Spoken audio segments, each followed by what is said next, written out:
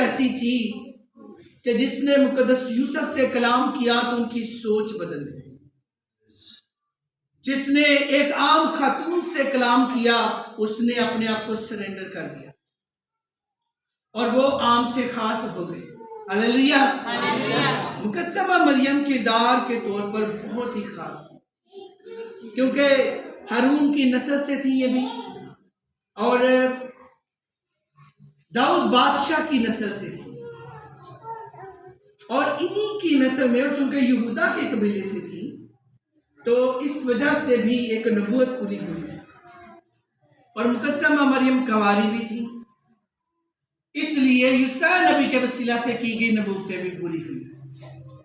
اور جب اور مقدس یوسف کو ان کے ساتھ ان کی حفاظت کے لیے ان کو منتخب کیا گیا اور جب مقدس یوسف کو یہ پتہ چلا کہ یہ خدا کی طرف سے ہے تو انہوں نے اپنی کتنی خوش قسمتی سمجھی ہوگی کہ میں نکما سا اور مجھے خدا نے اپنے اس کام کے لیے چنا.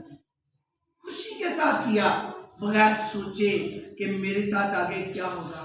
کچھ نہیں سوچا. یہ کہا جو خدا کی مرضی ہے پوری ہو. آج تک مقدس یوسف کا نام لیا جائے. ہلیلویا.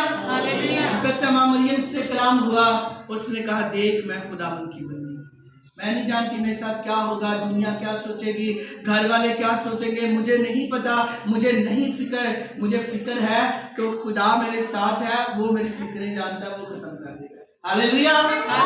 اس نے اپنی ساری فکریں ساری اپنی ٹینشنیں آنے والے حالات کو خداوند کے تابع کر کے اپنے آپ کو سپرد کیا کہ خداوند تیرا منصوبہ ہے حفاظت بھی تو کرے گا, تیرا منصوبہ ہے پورا بھی تو کرے گا, تیرے ارادے ہیں پورے بھی تو کرے گا. میں حاضر. ہلیلویا. ہلیلویا.